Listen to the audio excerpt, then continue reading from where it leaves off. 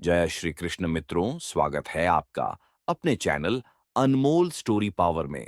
आज हम लेकर आए हैं चालाक नौकर की कहानी। अगर आपको हमारी यह कहानी पसंद आए तो कृपया वीडियो को लाइक करके चैनल को सब्सक्राइब करें और बेल आइकन को जरूर दबाएं। तो चलिए दोस्तों, कहानी की तरफ बढ़ते हैं। सूरज ढलने को था। आकाश लालिमा से भर चुका था और हवाओं में हल्की ठंडक समा रही थी। बनारस के पुराने मोहल्ले में, जहां हवेलियों की दीवारें भी कहानियां सुनाती थीं, वहीं एक कोठी थी, सेठ विश्राम दास की। उम्र ढल चुकी थी, मगर धन का अंबार ऐसा कि शहर के बड़े से बड़े आदमी भी अदब से झुकते थे। सेठ अकेले रहते थे। पत्नी स्वर्ग सिधार चुकी थी और इकलौता बेटा परदेश में कारोबार संभाल रहा था। कोठी में नौकर चाकर थे, मगर सेठ की आंखें अब बूढ़ी हो चली थीं और मन को चैन नहीं मिलता था। उसी शाम दरवाजे पर एक युवक आ खड़ा हुआ। गठीला बदन, सांवला चेहरा, आंखों में गहराई और होठों पर हल्की सी मुस्कान। नाम बताया, रामू। बोला, सेठ जी, मुझे काम की जरूरत है। रसोई, सफाई, चौकीदारी, जो कहें करूंगा। बस 2 वक्त की रोटी और एक कोना मिल जाए सोने को। सेठ ने उसे ऊपर नीचे देखा। चाल में विश्वास था, मगर कुछ ऐसा भी जो चुभता था, जैसे कोई मुखौटा पहने हो। मगर उम्र के इस पड़ाव पर सेठ को एक सहारे की जरूरत थी। रामू को रख लिया गया। पहले ही दिन से कुछ बातें अजीब लगीं। रामू को बिना बताए घर की हर चीज का पता था। कौन सा दरवाजा किधर खुलता है, सेठ का बही खाता कहाँ रखा है, यहां तक कि सेठ किस वक्त किस दवाई की जरूरत महसूस करते हैं, यह भी जानता था। सेठ को यह सब संयोग लगा, लेकिन दिल के किसी कोने में एक संदेह भी कुलबुलाने लगा। एक दिन रात के तीसरे पहर सेठ की नींद टूटी। बाहर आहट थी। धीरे से उठकर सेठ ने झरोखे से देखा। रामू दीवार के कोने में खड़ा था और हाथ में एक पुरानी किताब थी, जो सेठ के दादा की लाइब्रेरी से गायब हुई थी वर्षों पहले। वह किताब घर के रहस्यों से भरी थी। जमीनों के नक्शे, गुप्त तहखानों का जिक्र और कुछ ऐसे नाम जिनका जिक्र सेठ ने किसी को कभी नहीं किया था। सेठ ने खांसी का बहाना किया और रामू तुरंत सीधा हो गया, जैसे कुछ हुआ ही नहीं। अगले दिन रामू वैसा ही सीधा सादा नौकर बना रहा, जैसे रात का दृश्य कोई सपना हो। मगर अब सेठ की नींद उड़ चुकी थी। कौन है ये युवक? कैसे जानता है इतने रहस्य? और अगर वह सचमुच नौकर है, तो वह किताब कैसे मिली उसे? एक दिन सेठ ने चालाकी से पूछा, रामू, तुम पहले कहाँ काम करते थे? रामू मुस्कुराया, सेठ जी, पहले एक साधु के साथ था, पहाड़ों में। बहुत कुछ सीखा वहां से, खासकर लोगों को पढ़ना। सेठ की आंखें संकुचित हो गईं। ये कोई साधारण उत्तर नहीं था। लोगों को पढ़ना? उन्होंने दोहराया। हाँ सेठ जी, चेहरे पर जो लिखा होता है वह जुबान से नहीं निकलता, मगर पढ़ा जा सकता है। और फिर कुछ किताबें भी पढ़ीं। अब सेठ पूरी तरह सचेत हो चुका था। रामू के चेहरे पर मासूमियत थी, मगर शब्दों में तलवार छिपी थी। कुछ दिनों तक सब सामान्य रहा, मगर सेठ ने एक दिन गुपचुप तहखाने का ताला चेक किया। टूटा हुआ था। अंदर गया तो देखा पुरानी संदूकियों की व्यवस्था बदली हुई थी। कुछ बही खाते नदारद थे और दीवार में खुदा एक निशान, जो केवल सेठ और उनके दिवंगत पिता जानते थे। क्या ये लड़का चोर है? सेठ ने सोचा। मगर नहीं, यह चोर नहीं हो सकता।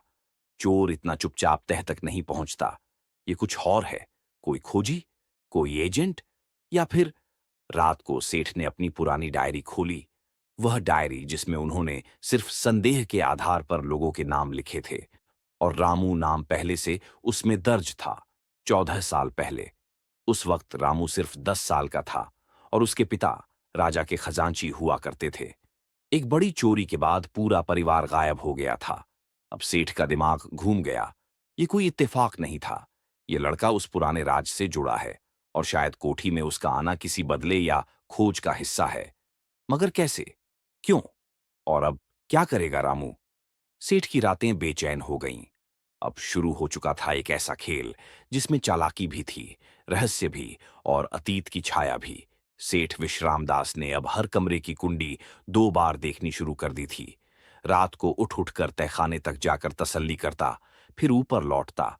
मगर जितनी बार वह खुद को समझाता कि ये सब शक की बातें हैं, उतनी ही बार रामू की हरकतें उसे चौकन्ना कर देतीं। रामू अब न सिर्फ रसोई, सफाई और चौकीदारी करता था, बल्कि धीरे धीरे सेठ की तिजोरी तक पहुंच बना चुका था। एक दिन उसने चाय लाते वक्त सेठ से पूछा, सेठ जी, ये तिजोरी बड़ी पुरानी लगती है, क्या आपके दादाजी के जमाने की है? सेठ ने मुस्कुराकर कहा, हाँ रामू, बहुत पुरानी है। मगर क्यों?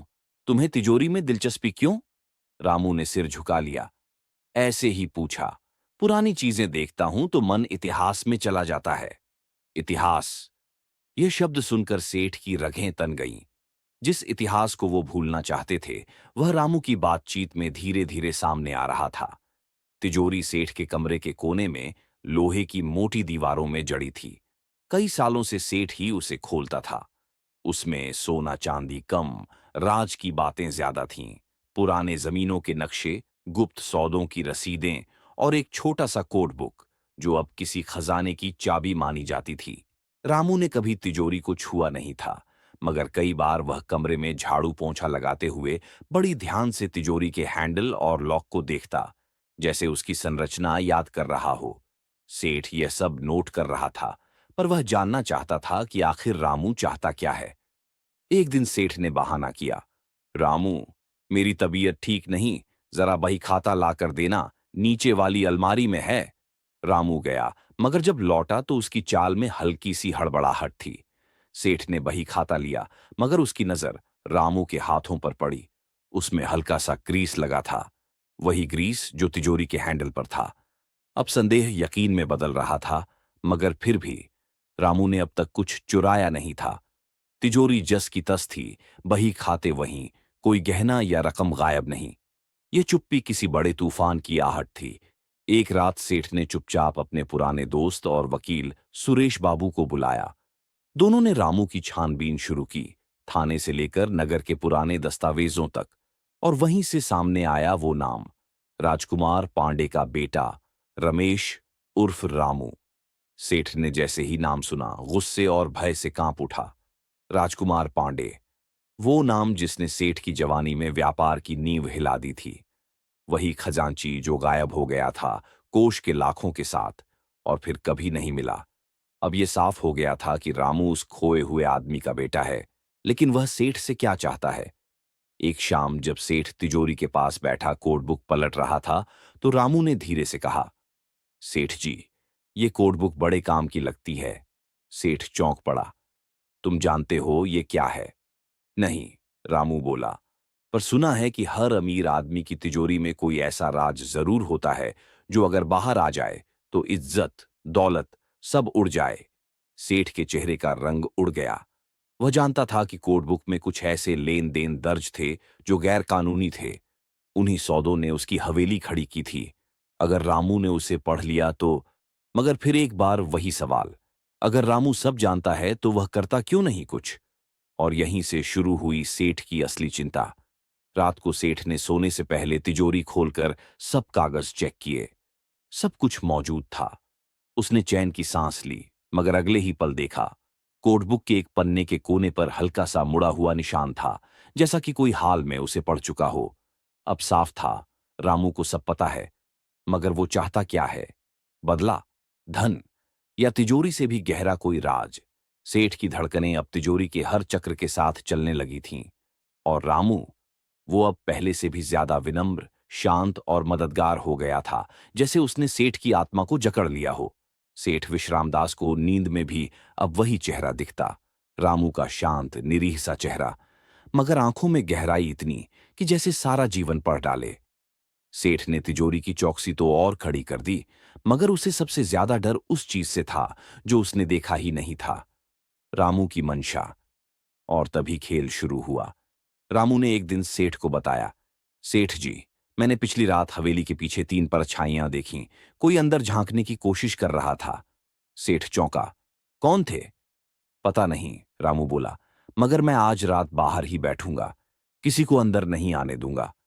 उस रात रामू ने सच में निगरानी की और सेठ की आंखों के सामने 2 नकाबपोशों को दबोच लिया। बाद में पता चला, वे सेठ के पुराने प्रतिस्पर्धी जमनालाल के आदमी थे, जो उसकी तिजोरी में मौजूद जमीन के नक्शों की तलाश में आए थे। सेठ चकित था, रामू को कैसे पता चला? अगले दिन रामू ने और भी हैरान कर देने वाली बात की।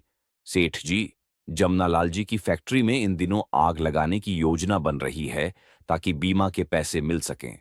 मैंने खुद उनके मुंशी को बात करते सुना है। सेठ को पहले तो विश्वास नहीं हुआ, मगर जब 2 दिन बाद फैक्ट्री में सचमुच आग लगी और पुलिस जांच में बीमा धोखाधड़ी की बात सामने आई, तो वो अवाक रह गया। अब रामू सिर्फ नौकर नहीं था, वो सेठ का सूचना एजेंट बन चुका था। फिर रामू ने धीरे धीरे सेठ को उसके ही पुराने दुश्मनों से होने वाले नुकसान से बचाना शुरू किया। किसी दिन वह कहता, सेठ जी, गुप्ता जी के गोदाम में मिलावटी माल आ रहा है, आप अपना ऑर्डर रोक दीजिए। और सेठ रोकता, बच जाता। रामू की जानकारी हर जगह से आने लगी, हाट बाजार से लेकर दफ्तरों तक। वह बोलता कम था, सुनता ज्यादा था, और जब बोलता तो सीधा सेठ की जेब को फायदा देता। सेठ अब उलझन में था, यह नौकर है या कोई बहुत पुराना खिलाड़ी। एक रात रामू ने सेठ के पास आकर कहा, सेठ जी, आपसे एक बात कहनी है। मैं जानता हूं कि तिजोरी में क्या है। मैं जानता हूं आप कैसे बने, किन सौदों से और किन चोर दरवाजों से। मगर मैं चुप हूं, क्योंकि मुझे आपको गिराना नहीं, उठाना है। सेठ के होश उड़ गए। तुम क्या चाहते हो? रामू की आंखों में अब भाव नहीं, उद्देश्य था। आपने मेरे पिता को गलत साबित किया था, मगर मैंने देखा है, आप में और उनमें फर्क सिर्फ चाल में था। आप होशियार निकले, वो बेईमान कहलाए। मैं इस फर्क को खत्म करने आया हूं। सेठ का गला सूख गया। तो तुम बदला लेने आए हो? नहीं, रामू बोला। मैं वो सत्ता चाहता हूं जो आपने बनाई है, मगर मैं उसे आपके खिलाफ नहीं, आपके साथ लेकर खड़ा होना चाहता हूं। आप समझदारी से चलेंगे तो मैं आपकी आंख बन जाऊंगा। नहीं समझे तो तिजोरी का वो पन्ना जो मैंने फोटोकॉपी कर लिया है, एक दिन सबको दिखा दूंगा। सेठ को अब समझ आ गया था, खेल शुरू हो चुका है, मगर मोहरे वही हैं, चालें किसी और की। अब रामू उसके साथ था, पर क्यों? यह यकीन सेठ को नहीं था, मगर इस वक्त उसे रामू की जरूरत थी। उसके दुश्मन कमजोर हो रहे थे, व्यापार फिर बढ़ रहा था, और रामू, वह जैसे एक अदृश्य परछाई बन चुका था। हर खतरे से पहले चेतावनी, हर सौदे से पहले सलाह। रामू अब हवेली में नौकर नहीं, मौन साझेदार बन चुका था। हवेली के गलियारों में रामू की आहट अब अलग महसूस होती थी, न ज्यादा धीमी, न तेज, पर हर बार किसी न किसी गुप्त योजना का हिस्सा। सेठ विश्राम दास अब पूरी तरह उसके ऊपर निर्भर हो चुका था। व्यापार फिर से तेजी पकड़ने लगा था, दुश्मनों के मंसूबे नाकाम हो रहे थे, और हवेली की तिजोरी में चुपचाप दौलत का अंबार बढ़ रहा था। मगर इसी दौरान कुछ नया होने लगा। रामू अब कभी कभी देर रात बाहर जाता था, बिना सेठ को बताए। वह कहता, थोड़ा सामान लाने जा रहा हूं, मगर लौटता तो उसकी आंखों में वही गहराई, वही गूढ़ मुस्कान होती। एक रात जब वह बाहर से लौटा तो उसके हाथ में एक पुराना लाल मखमली लिफाफा था। सेठ ने पूछा नहीं, पर देखा जरूर। कुछ ही दिनों बाद जमनालाल, जो अब तक रामू की वजह से सेठ के सामने पराजित हो चुका था, अचानक फिर से सक्रिय हो गया। उसकी बंद पड़ी फैक्ट्री में फिर से हलचल शुरू हुई, और सेठ को पता चला कि एक नया निवेशक उसके पीछे है, जो सब कुछ जानता है। यहां तक कि सेठ की पुरानी गड़बड़ियों की भी पूरी जानकारी उसके पास है। सेठ समझ नहीं पाया कि जानकारी लीक कैसे हुई। इसी बीच रामू ने एक दिन हल्के अंदाज में बताया, सेठ जी, लगता है जमनालाल फिर चाल चल रहा है, पर घबराइए मत, मैं हूं ना। और वही रात थी जब रामू ने दूसरी तरफ का चेहरा दिखाया। उसने छुपकर जमनालाल से मुलाकात की। दोनों के बीच खामोशी में बातें हुईं। जमनालाल चौंका, मगर मुस्कुराया। तू अब किसका है? रामू बोला। जिसका खेल ज्यादा बड़ा हो। सेठ ने मुझे अपने घर में घुसने दिया, तुम मुझे बाजार में घुसने दो। जमनालाल ने पसीना पोंछा। क्या चाहता है? तिजोरी नहीं, रामू बोला। वो राज जो हवेली से भी बड़ा है, सेठ का असली डर। मैं चाहता हूं कि तुम मेरी जरूरत समझो, पर मुझ पर भरोसा मत करना, वरना मरोगे। अब रामू दो नावों पर पैर रखे था, एक तरफ सेठ, दूसरी तरफ जमनालाल। दोनों उससे फायदा ले रहे थे, और दोनों को यही लग रहा था कि रामू उनके लिए काम कर रहा है। मगर किसी तीसरे की आहट हवेली के बाहर गूंज रही थी। रामू रात को अपने कमरे में बैठकर एक पुरानी डायरी में कुछ लिखता, फिर एक रहस्यमयी ताले में उसे बंद कर देता। सेठ की हवेली में अब एक नया नाम धीरे धीरे सुनाई देने लगा, मालकिन। किसी ने नहीं देखा उसे, किसी को नहीं पता वो कौन है, मगर रामू कई बार छत की तरफ देखकर बुदबुदाता, अब ज्यादा देर नहीं बची। सेठ और जमना लाल सिर्फ प्यादे हैं, असली शतरंज किसी और के लिए बिछाई जा रही है। रामू अब सेठ को लगातार ऐसी सलाहें दे रहा था जिनसे जमना लाल को भी अप्रत्यक्ष रूप से फायदा होता। और जब सेठ ने इस पर सवाल उठाया तो रामू बोला, कभी कभी दुश्मन को जीतने देना पड़ता है ताकि असली जीत आपकी हो। सेठ को रामू पर अब शक होने लगा था, मगर भरोसे की जंजीरें बहुत मजबूत थीं। वो सोचता, अगर रामू दोगला है तो अब तक मुझे गिरा क्यों नहीं दिया। लेकिन वह नहीं जानता था कि रामू उसे गिरा नहीं रहा, बल्कि किसी बड़े मंजर के लिए तैयार कर रहा है। एक शाम रामू हवेली के पिछवाड़े एक और अजनबी से मिला। लंबा कुर्ता, चेहरे पर गमछा और आवाज में अथॉरिटी। तैयारी हो चुकी है, रामू बोला। सेठ और जमना लाल दोनों अब एक ही थाली के बैंगन हैं, मगर असली आग उसी दिन लगेगी जब वो आएंगी। उस अजनबी ने हंसकर कहा, तो उन्हें बुलाओ। रामू ने सिर हिलाया, वो रास्ते में है। अब खेल की हर चाल दो नहीं, तीन दिशाओं में चल रही थी। सेठ और जमनालाल सिर्फ मोहरे थे। रामू का असली इरादा एक तीसरी शक्ति के लिए रास्ता बनाना था। कौन थी वो मालकिन? क्यों आ रही थी हवेली की तरफ? और रामू उसके लिए सेठ और जमनालाल को किन धागों में उलझा रहा था? सेठ की तिजोरी से भी बड़ा एक रहस्य अब हवेली की दीवारों में सांसें ले रहा था।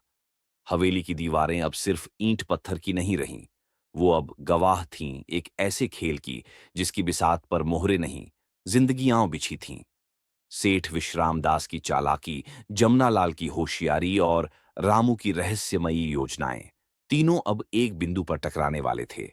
रामू का बर्ताव अब और भी अजीब हो गया था। वो हर चीज पर नियंत्रण चाहता था, तिजोरी की चाबी से लेकर सेठ की भावनाओं तक। वह अब हवेली में खुलकर फैसले लेने लगा था और सेठ भी उसकी सलाह के बिना कुछ नहीं करता था। मगर एक रात सेठ ने अपने पुराने वकील को बुलाया, चुपचाप। सेठ ने उससे कहा, रामू की जांच कराओ।